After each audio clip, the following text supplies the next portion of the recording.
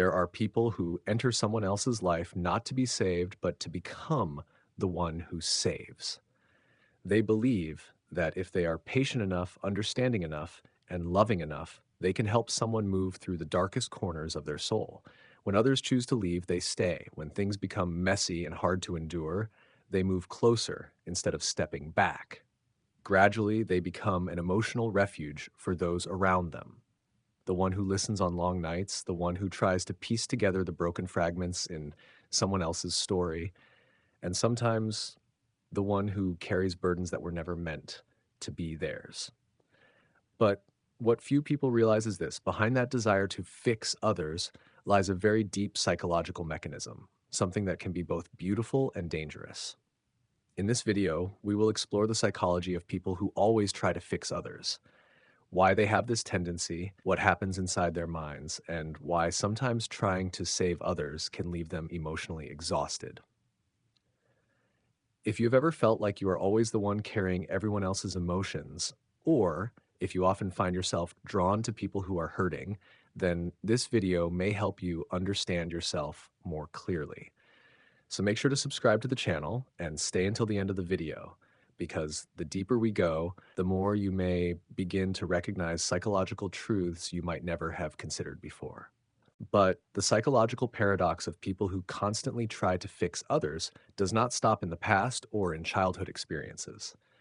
It continues to strongly influence the way they build and maintain relationships in adulthood.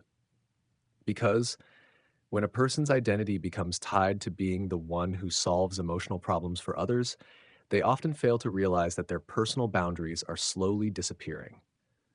At first, this may look like altruism. You are willing to spend time listening when others are struggling. You are patient when they feel confused or lost. You try to understand what they are going through instead of judging them. But over time, a very subtle shift begins to happen. Your care is no longer just an act of kindness, but gradually becomes an unspoken responsibility that you feel you must carry. When someone around you is suffering, you feel that you have to do something. When a relationship becomes messy, you believe that it is your job to fix it.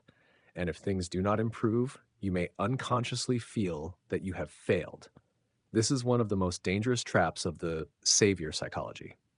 It makes you believe that the emotions, behaviors, and growth of others somehow depend on you. But psychological reality shows something very different.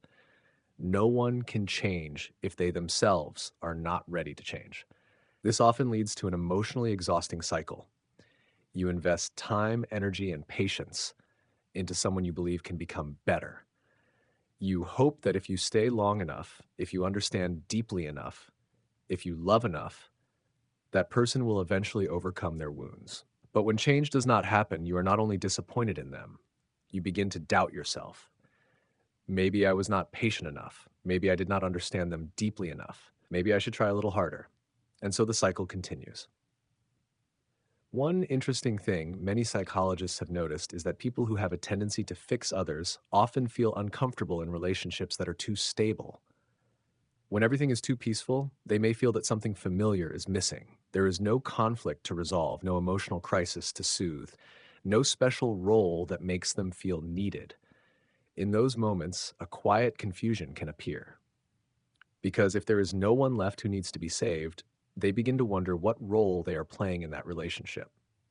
This is why some people are unconsciously drawn to complicated relationships, not because they enjoy chaos, but because that chaos gives them a familiar role.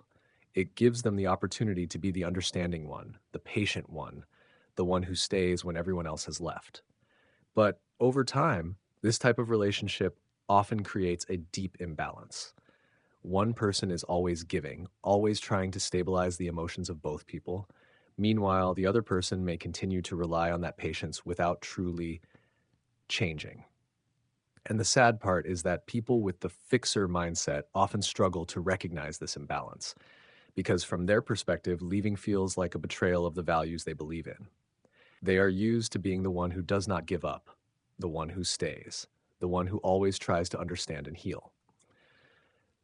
But there is an important truth that many people only realize after many years. Love and responsibility are not the same thing. You can love someone without needing to heal them.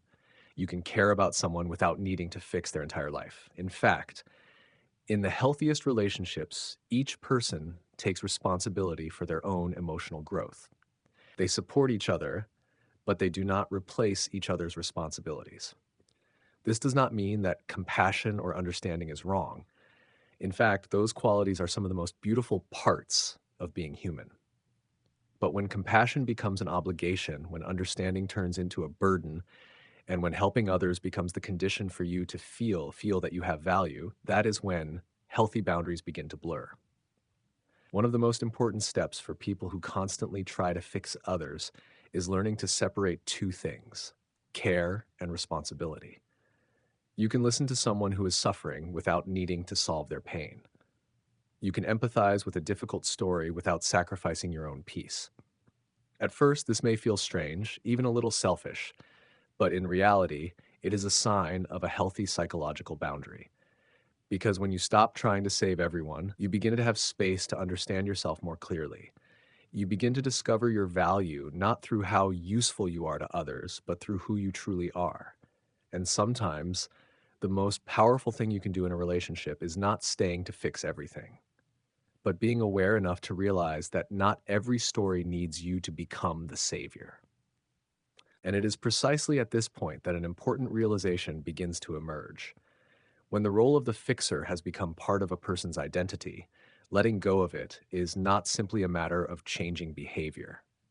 It requires a deep shift in the way a person perceives their own value. Because for a long time, the feeling of being needed may have become the strongest source of validation. When someone comes to you with their problems, you feel meaningful. When you help them get through a crisis, you feel important. And when they say they do not know what they would do without you, it can create a very powerful sense of connection.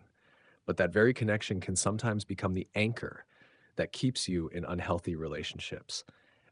Many people only realize this when they begin to feel exhausted. They notice that they are always the one who listens, the one who tries to understand, the one who tries to fix things, but rarely the one who is cared for in the same way. Conversations always revolve around other people's problems. Other people's emotions are always prioritized. And when they try to step back, they may encounter an unexpected reaction. Some people in their lives begin to feel uncomfortable because when a familiar role changes, the entire structure of the relationship changes as well. The person who was used to relying on you for guidance may feel confused when you no longer provide solutions for every problem. The person who was used to your endless patience may feel disappointed when you begin to set boundaries. And in moments like these, you may feel guilty as if you are doing something wrong. But from a psychological perspective, this is often a sign of a very important transition. Because truly healthy relationships are not built on one-sided dependence. They are built on mutual respect, where each person has the right to take responsibility for their own emotions and choices.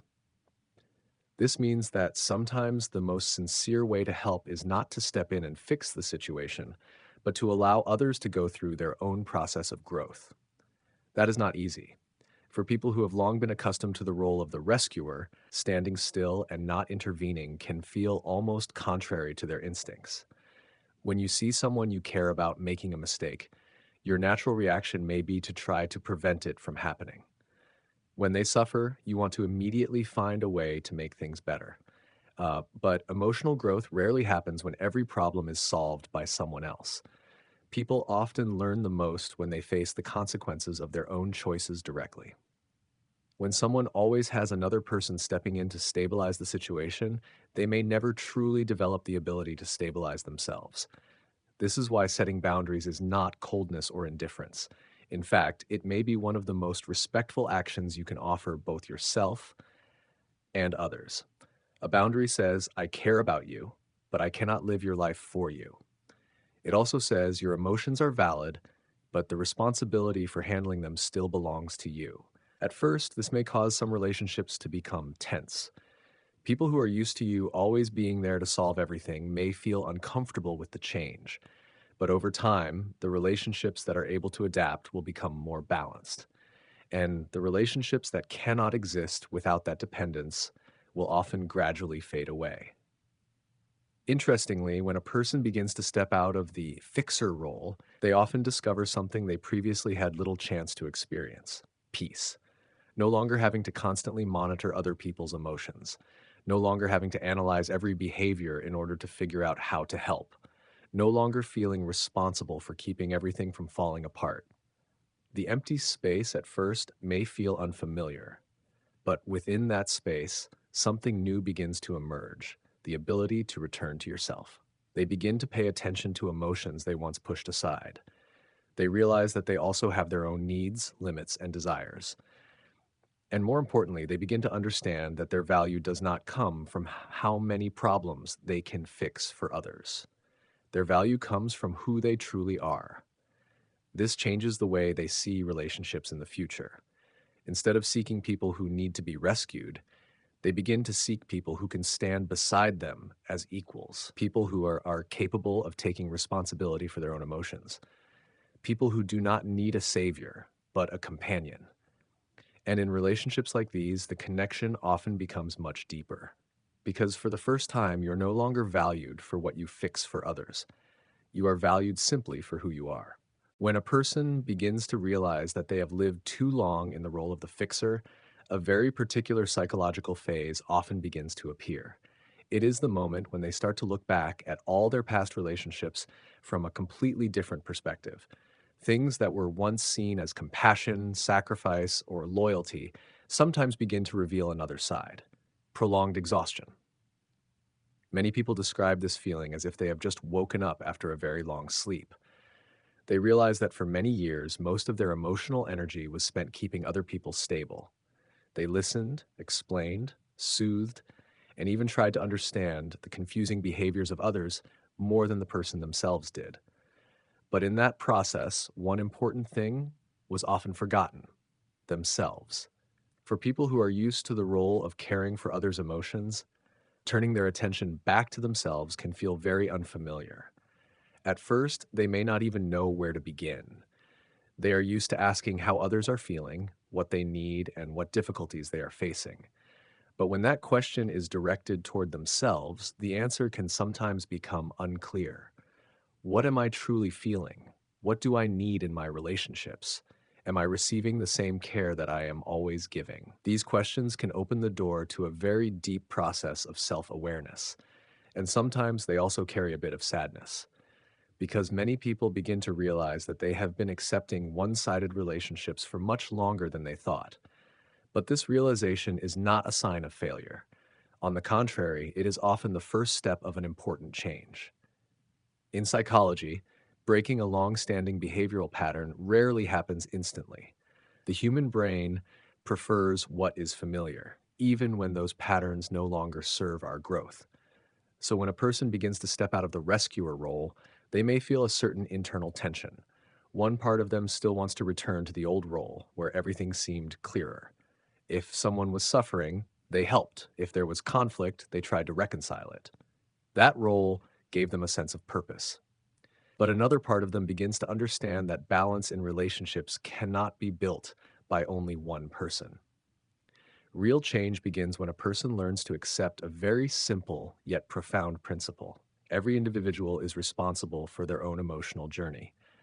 This does not mean that we become indifferent to others. On the contrary, it allows relationships to become more genuine. When you stop trying to control or fix other people's lives, you can begin to connect with them in a more equal way. Instead of becoming the one who always has the answers, you become someone who can listen without needing to solve everything. Instead of trying to guide others toward a version of themselves that you think they should become, you allow them to discover their own path. This often creates a subtle but very powerful shift in the dynamics of relationships. People who are truly ready to grow will begin to step forward and take more responsibility for their lives. Those who are only used to relying on others may gradually drift away when they realize that the old role no longer exists. And regardless of the outcome, the person who once played the fixer role often begins to experience something they rarely had before: relief. No longer having to carry responsibility for every crisis, no longer having to feel guilty when others make poor choices, no longer having to believe that they must be the one who keeps everything from collapsing. Instead, they can begin to build a new kind of relationship, one where care does not come with endless sacrifice, and empathy does not mean losing themselves. In relationships like these, each person has space to grow. No one is placed in the role of the savior, and no one is trapped in the role of the one who needs saving. The connection becomes more authentic because it is not built on dependence, but on choice. Two people are not together because they need someone to fix their lives. They are together because they want to share the journey of growth with each other. And perhaps this is the deepest transformation that someone with exercise psychology can experience. They begin to understand that their value does not come from how much hardship they can endure for others. Their value comes from the fact that they also deserve to live in relationships where care, respect, and responsibility are shared in a balanced way. When they realize this, the role of the fixer gradually loses its old appeal, and in its place, something new begins to appear. The ability to build relationships that are not based on rescue, but on the growth of both people.